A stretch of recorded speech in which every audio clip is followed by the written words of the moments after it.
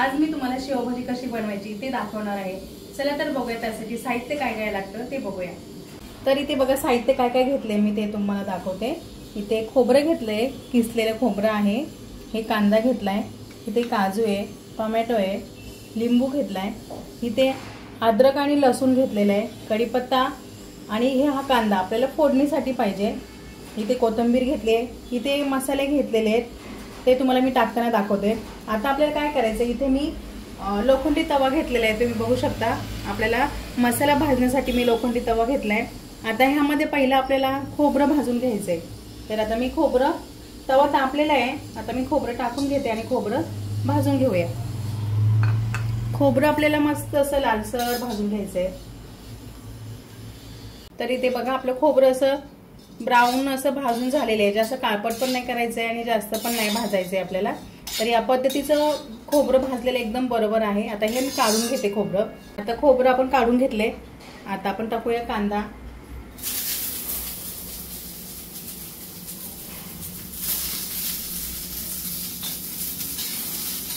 आणि कांदा थोडासा लालसर झाला की मग आपण थोडंसं तेल टाकूया। आता सध्या आपण असंच कांदा भाजून घ्यायचा आहे। कांदा आपला असा व्यवस्थित असा थोडासा ब्राऊन झालेला आहे। आता आपल्याला तेल टाकायचं आहे, थोडंसं टाकायचंय आणि नंतर लगेच आपल्याला आता टोमॅटो टाकून घ्यायचं आहे। हे अद्रक आणि लसूण आहे ते टाकून घ्यायचं आहे आणि त्याचबरोबर हे काजू सुद्धा टाकायचे आहेत आणि हे आता आपल्याला व्यवस्थित असं भाजायचं आहे। 1 मिनिट आपण भाजायचं आहे। तर बघा हे व्यवस्थित असं 1च मिनिट मी असं भाजले थोडंसं त्याला। आणि आता आपल्याला काय करायचंय, ह्यामध्ये थोडंसं पाणी टाकायचंय। आता बघा याच्यात पाणी टाकले आपण आणि आता याला ना 2 मिनिटं असं झाकण ठेवून शिजू देऊया आणि 2 मिनिटांनंतर बघूया। हे आपण उघडून बघूया, ते पाणी आपलं सगळं सुकून गेलेलं आहे आणि आपलं वाटण सुद्धा मस्त असं एकजीव झालेलं आहे। टोमॅटो तुम्ही बघू शकता एकदम ट्रान्सपरंट असा वेग झालेला आहे, कांदा सुद्धा।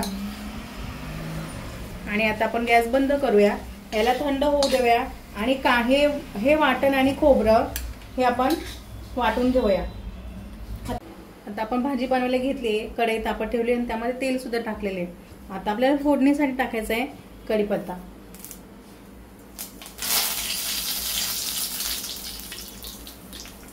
तो जो कांदा आपण घेतलेला आहे तो बारीक कापलेला तो टाकूया।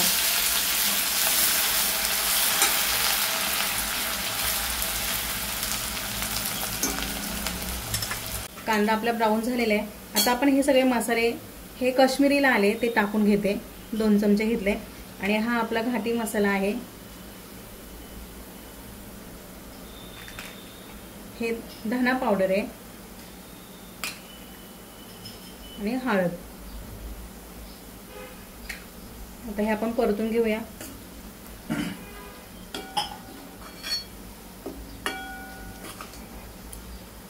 आणि जो आपण आता मसाला वाटलेला आहे तो आपल्याला टाकून घ्यायचा आहे।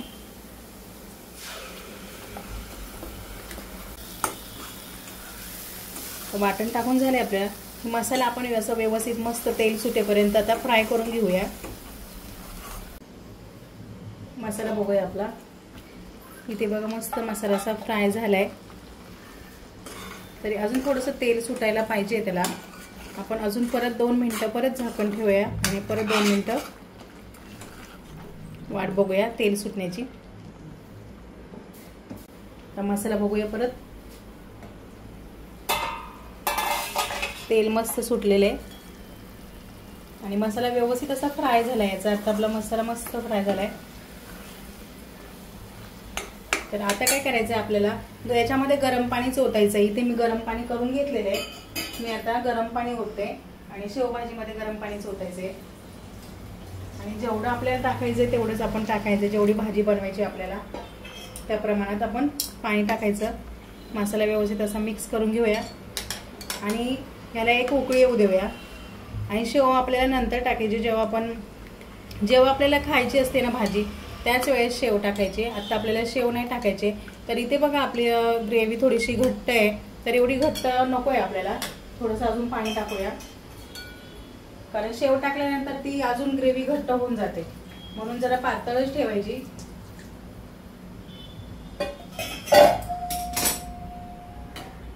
तर बघा मस्त आपली ग्रेव्ही झालेली आहे. आता याला उकळी येऊ देऊया. त्याच्या आधी आपण मीठ टाकून घेऊया. आपल्याला जेवढं मीठ पाहिजे तेवढं मीठ टाकूया. आता ह्याला झाकून ठेवूया आणि उकळी काढूया. आता आपण भाजी बघूया. तुम्ही बघू शकता मस्त पैकी तरी आलेली आहे भाजीला आपल्याला. आता याच्यासाठी मी काय केलं, पहिलं त्याला उकळी येऊ दिली आणि नंतर गॅस कमी करून असंच 5 ते 10 मिनिटं उकळी येऊ दिली. गॅस कमी करून झाकण ठेवायचं आपल्याला त्याच्यावरती, तर मस्त अशी तरी येते. तर आता आपली मस्त भाजी झालेली आहे. आता आपण सर्व करूया. आता मी गॅस बंद करते. आणि शेव आहे ना, शेव आपल्याला जेव्हा आपण सर्व करतो ना तेव्हाच आपल्याला शेव टाकायचे. इथे मी थोडीशी मस्त कोथिंबीर टाकून घेते. आणि आता आपल्याला भाजीमध्ये शेव टाकायचीच नाहीये. जेव्हा आपण सर्व करणार त्याच्यामध्ये आपण शेव टाकूया. आता मी दाखवते तुम्हाला सर्व करून भाजी कशी सर्व करायची ते.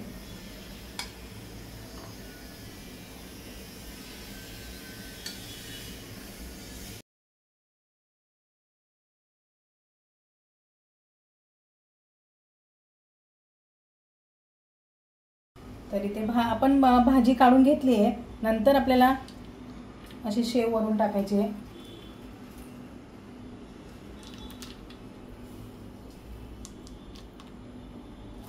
तुम्हाला जेवढी शेव पाहिजे तेवढी टाकायची आहे. आता याच्यामध्ये अजून थोडीशी गरज आहे, मी थोडीशी टाकते. नंतर आपण थोडीशी कोथिंबीर वरून टाकूया.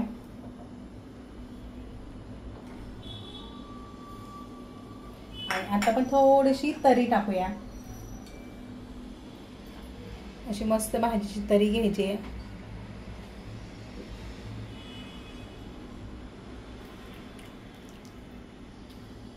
तर मस्त पैकी आपली शेवभाजी तयार झालेली आहे. आणि तर बघू शकता मस्त पैकी आपली गरमागरम शेवभाजी. आणि त्याच्याच बरोबर ही बाजरीची भाकरी बनवली आहे. लिंबू तुम्ही भाजीमध्ये लिंबू अवश्य टाका.